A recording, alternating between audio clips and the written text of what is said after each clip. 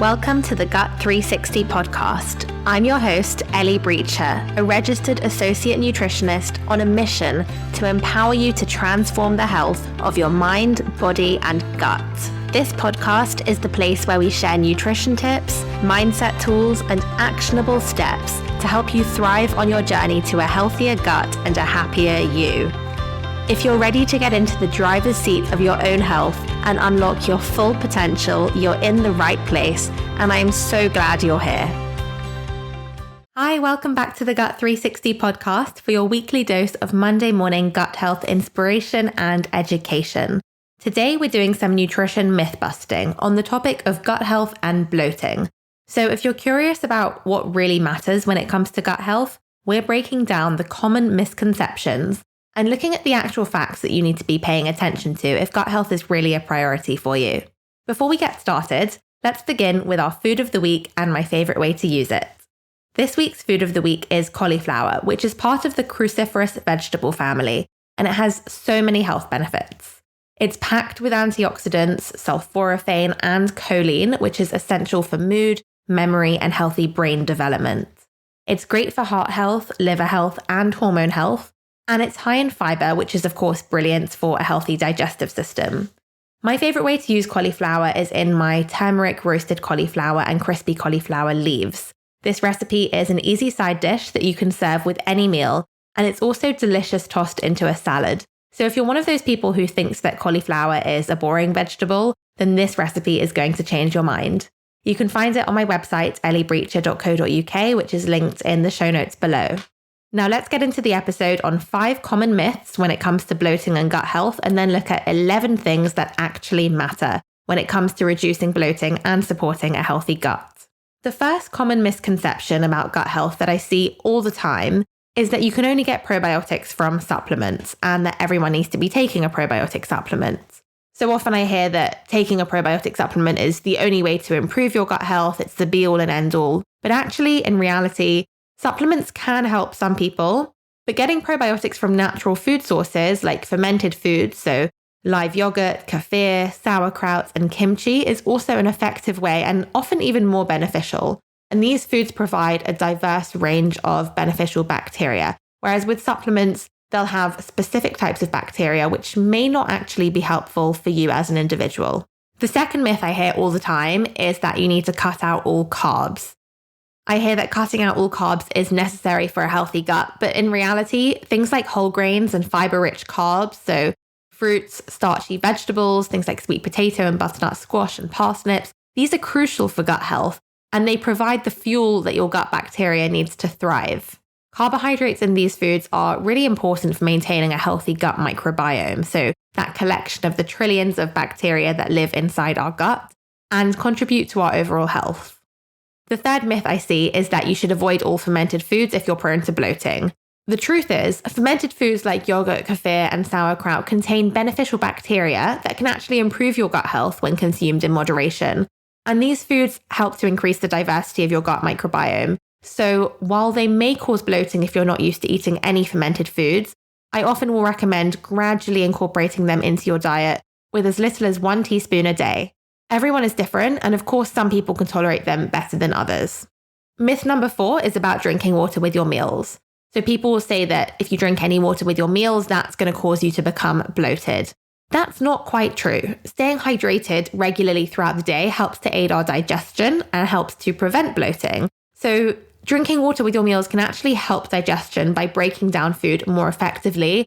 Obviously, you don't want to be downing gallons of water with every meal. Just try to sip it consistently throughout the day, and then you don't need to worry too much. And myth number 5 is about eating fatty foods. I hear people say that all fats cause bloating. This is absolutely not true. Healthy fats, like those found in avocados, nuts, and olive oil, are essential for digestion, as well as for our overall health, our hormone health, our brain health, and they don't typically cause bloating when eaten in moderation. So those are your 5 myths. Now let's move on to talk about what actually matters for gut health, and I've broken this down into 11 things to pay attention to for your gut. Before we delve into these, I just wanted to let you know that if you do struggle with your gut health, you might want to take a look at the free download on my website called 5 Steps to Transform Your Gut Health. I'll leave a link for it in the show notes below so you can go straight there And you'll also be able to see my other free downloads like 7 days of gut healthy breakfasts and my go-to healthy shopping list that I share with my clients. If someone came to me in clinic struggling with their gut health, I'd always take a personalized 360-degree approach, looking at not only their nutrition, but also their stress, exercise, healthy habits, medical history, and general lifestyle. So if that sounds like something that might be helpful for you, you can make an appointment with me in clinic via the link in the show notes or on my Instagram bio. So if you want to feel confident in taking back control of your gut health, get in touch with me about one-to-one nutrition consultations where we'll map out a personalized diet and lifestyle plan to help you achieve your health goals with a 360-degree approach to well-being. Let's get into what actually matters then. Here's my list of 11 things to think about for your gut health. First and foremost, you need to be eating a diverse, balanced diet. Eating a varied and balanced diet rich in fiber, fruits, vegetables, whole grains, lean proteins, and healthy fats is key. These foods provide nutrients and fuel for the good bacteria in your gut. Remember that a balanced diet supports a diverse and healthy gut microbiome. The second thing you need to pay attention to is prebiotics. These are different from probiotics. Now, prebiotics are non-digestible fibers that feed the good bacteria, or the probiotics, in your gut. Foods like garlic, onions, bananas, and asparagus are excellent sources of prebiotics. So including these in your diet helps to promote the growth of good bacteria, helping your gut microbiome to thrive.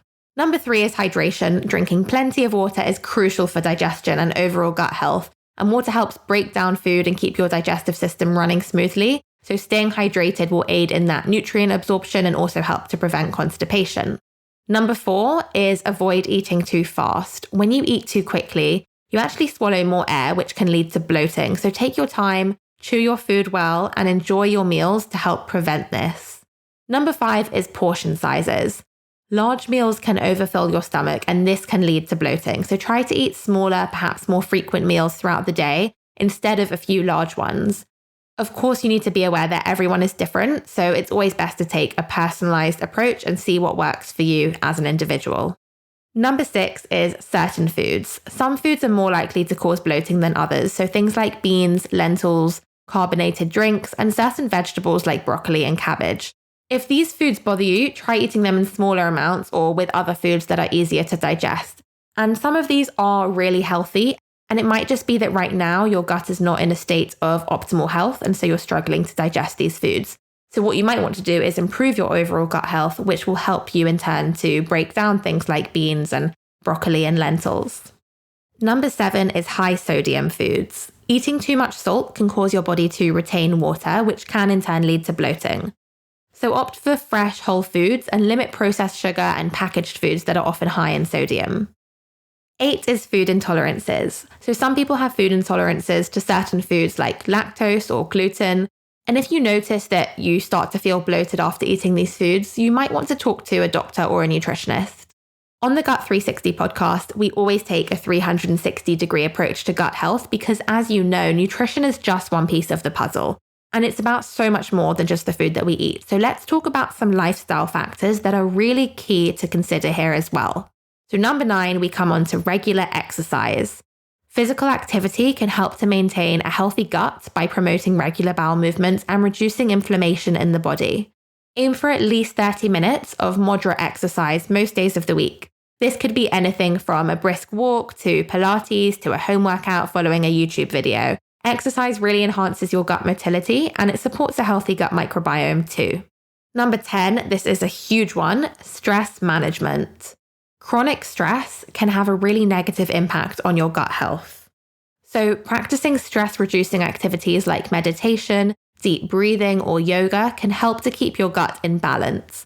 And reducing stress helps maintain a healthy gut-brain axis. If you want to know more about that, go back and listen to my episode all about the gut-brain connection.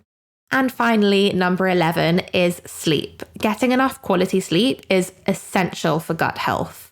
Poor sleep can disrupt your gut bacteria and lead to digestive issues, so aim for 7 to 9 hours of sleep every night if you can.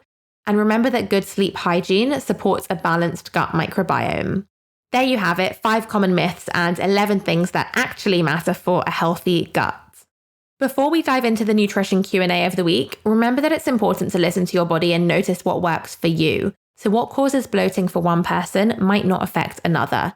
And by paying attention to your eating habits, your food choices, and your lifestyle, you can improve your gut health, reduce bloating, and feel more comfortable. Stay mindful, keep hydrated, eat well, and keep moving for a happier, healthier gut. Okay, time for our nutrition Q&A of the week.